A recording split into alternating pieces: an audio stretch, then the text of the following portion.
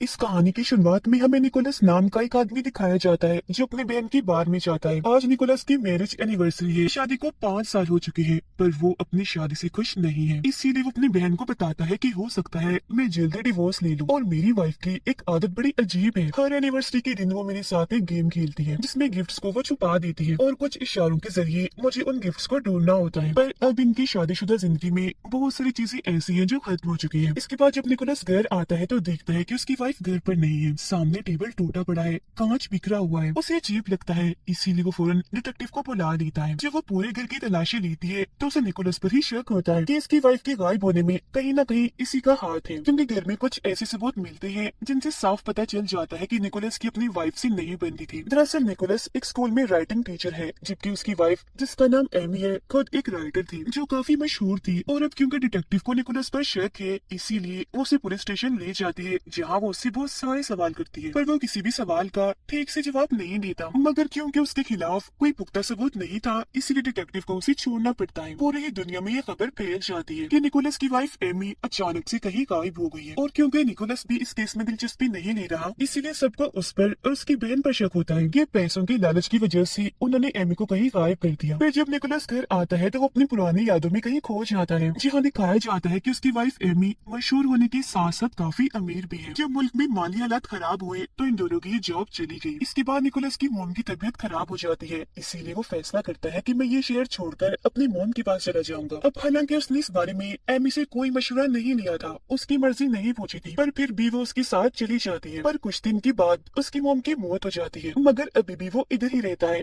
वापिस अपने घर नहीं जाता। निकोलस की आदत अब ऐसी हो गई थी कि उसका दिल ही नहीं करता था काम करने का, तो इसीलिए एमी ने उसके लिए एक बार खुलवा दिया जिसे वो अपनी बहन के साथ चलाया करता था। वो खुद काफी आलसी हो गया था, मेहनत से भागने लगा था, और तो और एमी के साथ उसके रिश्ते भी खराब होने लगे थे। उनकी काफी लड़ाई होती थी, उसे वो काफी मारता पीटता था। जिसके बाद निकोलस की एक स्कूल में राइटिंग टीचर की जॉब लग गई, जहाँ उसकी मुलाकात एक लड़की से होती है और बहुत ही जल्द इन दोनों के बीच ताल्लुक बनने लगता है। अब कहानी वापस मौजूदा वक्त में आती है, जहाँ डिटेक्टिव को निकोलस के घर पर खून के निशान दिखते हैं, जिस वजह से उसका शक निकोलस पर और भी पक्का हो जाता है। पर डिटेक्टिव को पड़ोस के लोगों से पता चलता है कि एमी खुद को निकोलस के साथ महफूज नहीं समझती थी और इसीलिए उसने एक गन भी खरीदी थी। फिर जब वो वॉशरूम में चेक करते हैं तो वहाँ उन्हें एमी के सैंपल मिलते हैं, जिन्हें वो लैब भिजवाते हैं, और जब उसकी रिपोर्ट आती है तो पता चलता है कि एमी का बच्चा होने वाला था। पर निकोलस को जब ये बात बताई जाती है तो वो साफ साफ मना कर देता है, कहता है कि उसका बच्चा नहीं हो सकता, क्योंकि मुमकिन ही नहीं, हमारे बीच ऐसा कोई रिश्ता नहीं। डिटेक्टिव को उस पर शक होता है, इसीलिए वो उसकी किसी भी बात का यकीन नहीं करते। और अब यहाँ उनकी पड़ोस की एक औरत आती है जिसका भी बच्चा होने वाला था। वो बताती है कि मैं एमी की बहुत अच्छी दोस्त हूँ, वो हमेशा से बच्चा पैदा करना चाहती थी, पर निकोलस ऐसा नहीं चाहता था, उसने एमी के साथ ऐसा कोई रिश्ता रखा ही नहीं। अब निकोलस को ये सुनकर उस औरत पर ही शक होता है, क्योंकि उसे यकीन था कि एमी अपने पड़ोस में किसी से भी इस तरह की बात नहीं कर सकती थी, ना ही वो इनसे दोस्ती करना पसंद करती। ये बात वो डिटेक्टिव को भी बताता है, पर फिर भी उसे यकीन नहीं आता।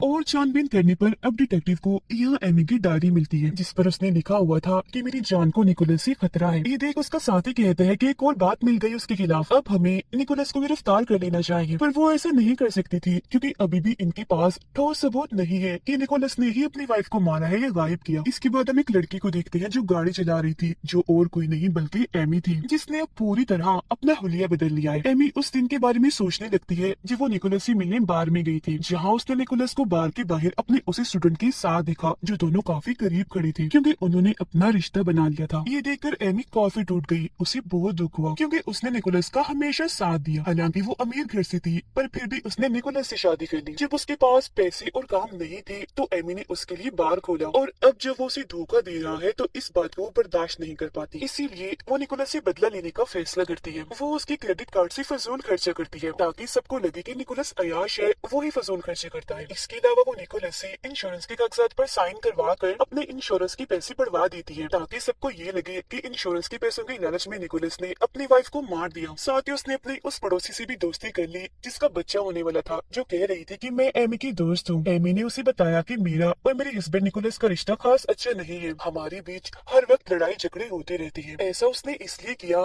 ताकि वो अपनी पड़ोसी की हमदर्दी हासिल कर सके। इसके अलावा उसने वॉशरूम में जानबूझकर अपने सैंपल छोड़ दिए, ताकि पुलिस को लगे कि क्योंकि क्योंकि एमी प्रेग्नेंट थी, उसका बच्चा होने वाला था, इसीलिए निकोलस ने उसे मार दिया। क्योंकि ऐसी औरत जिसका बच्चा होने वाला होता है उसे मारने की सजा कड़ी से कड़ी होती है। वो अपने जिस्म से अपना खून भी निकालती है और उसे फर्श पर डालकर साफ करती है ताकि उसके निशान पुलिस को मिल जाए। अब वो हमेशा अपने हस्बैंड के साथ एनिवर्सरी के दिन गेम खेलती थी जिसमें कुछ इशारों के साथ निकोलस को गिफ्ट ढूंढने होती थी। पर इस बार उसने गेम तो खेली मगर क्लोज इशारे उसके लिए नहीं बल्कि डिटेक्टिव के लिए छोड़े। अब वो अपने बहन के गिराज में जाता है और ये देखकर काफी हैरान रह जाता है कि किसी ने बहुत सारी चीजें खरीद कर यहाँ रखी हुई है, क्योंकि ये उसके कार्ड से की गई शॉपिंग थी। ये उस सामान को चेक करती है तो पता चलता है कि फजूल सामान के साथ साथ यहाँ वो हथियार भी है जिससे एमी का खून हुआ है। ये देखकर उसकी बहन काफी घबरा जाती है क्योंकि निकोलस के साथ साथ वो भी इस केस में फंस सकती है। पर वो इन चीजों को ऐसे ही छोड़कर वहाँ से चला जाता है। मगर डिटेक्टिव जो हमेशा से उसका पीछा कर रही थी यहाँ वो अपने साथियों के साथ आती है और कत्ल वाला हथियार उन्हें मिल जाता है, जिसके बाद दोनों बहन भाइयों को गिरफ्तार कर लिया जाता है। पर कुछ वक्त के बाद निकोलस को जमानत मिल जाती है। वापिस आकर वो काफी अच्छी लॉयर वकील से मिलता है और उसे सारी बात बता देता है। साथ में ये भी कहता है कि मेरी वाइफ एमी के साथ मुझे कभी भी महफूज सा महसूस नहीं हुआ, कहीं न कहीं उसका ज़हनी तवाज़ुन खराब था। इसके बाद निकोलस एमी के पहली दोस्त के पास जाता है जिस पर एमी ने इल्जाम लगाया था कि इसने मेरे साथ बदतमीजी की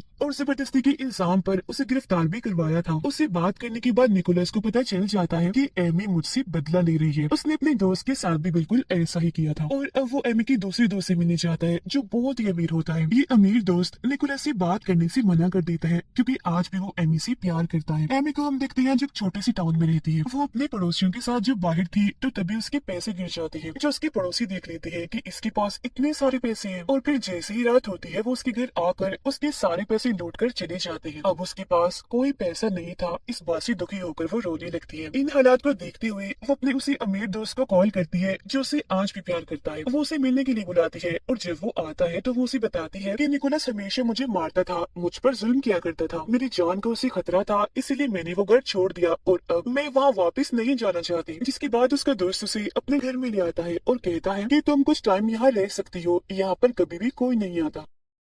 उधर टाउन में दिखाया जाता है कि सबको यकीन है कि एमी अभी भी जिंदा है, इसलिए सब लोग उसके लिए कैंडल मार्च करते हैं, मतलब मोमबत्तियां जलाकर तस्वीरें लगाकर उसके वापस लौटने की दुआएं करते हैं। जहाँ सबके सामने निकोलस काफी जज्बाती बातें करता है कि मैं तुमसे बहुत प्यार करता हूँ एमी, मेरे दिल की और घर की दरवाजे हमेशा तुम्हारे लिए खुली है, तो प्लीज तुम वापिस आ जाओ। निकोलस की वो स्टूडेंट भी इसी भीड़ में खड़ी थी और जब वो ये सुनती है तो उसे बहुत गुस्सा आने लगता है। इसीलिए वो मीडिया के सामने ये बात बता देती है कि निकोलस और मेरे बीच रिश्ता बन चुका है। और ये सुनते ही सबके सब लोग निकोलस से नफरत करने लगती हैं। उन्हें यकीन हो गया था कि इस वजह से उसने या तो अपनी वाइफ को गायब कर दिया या उसे जान से मार दिया। फिर वो अपने लॉयर से मिलने जाता है जहाँ लॉयर उसे कहता है कि अब सारे सबूत तुम्हारे खिलाफ है, तुम काफी बदनाम भी हो गए हो, इसीलिए मेरा मशवरा है तुम एक मशहूर शो के इंटरव्यू में जाओ जहाँ जाकर तुम बताओ कि मैं अपनी वाइफ से बहुत प्यार करता हूँ। तुम्हें वहाँ जाकर अपनी सारी गलतियों को कबूल करना होगा, क्योंकि अगर तुम्हारी वाइफ सच में तुम्हारे खिलाफ कोई साजिश कर रही है तो टीवी से खबरों से वो तुम पर नजर जरूर रख रही होगी। हो सकता है वो तुम्हारी बातों से जज्बाती होकर घर वापस आ जाए। जिसके बाद निकोलस ऐसा ही करता है। वो उस शो में जाकर बताता है कि मैं अपनी वाइफ से बहुत प्यार करता हूँ, मैं चाहता हूँ कि जल्दी वो वापस आ जाए। जिसके बाद वो रोने की एक्टिंग करता है। एमी भी अपने अमीर दोस्त के साथ ये इंटरव्यू देख रही थी और जब वो निकोलस को गौर से देखती है तो उसे पता चलता है कि उसने वही टाई लगाई हुई है जो मैंने कभी उसे गिफ्ट दी थी। वो जब बड़े गौर से निकोलस की बातें सुन रही थी तो ये चीज उसका दोस्त भी देख लेता है और अब आखिरकार वो अपने घर जाने का फैसला करती है। पर उसका दोस्त उसे जाने से मना करता है। वो चाहता है कि एमी हमेशा मेरे साथ रहे। पर अब एमी का दिलो दिमाग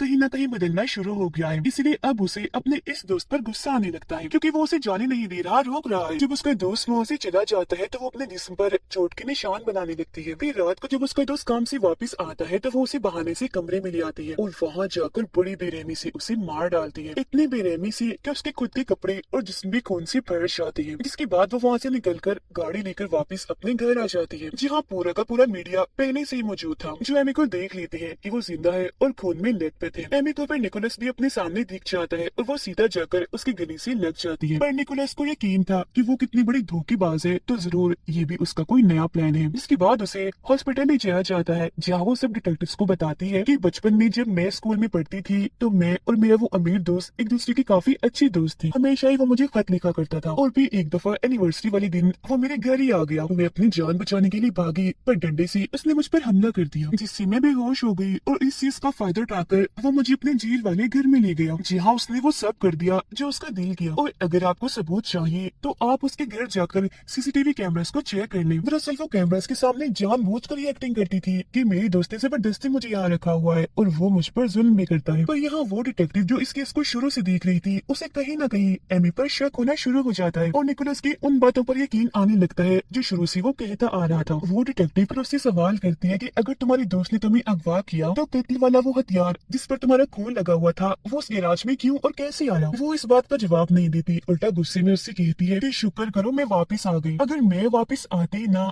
तुम तो मेरे बेकसूर हस्बैंड को जेल में कैद कर देते। जिसके बाद वो बेहोश होने का नाटक करती है, पर डिटेक्टिव को अब उस पर पूरा पूरा शक है।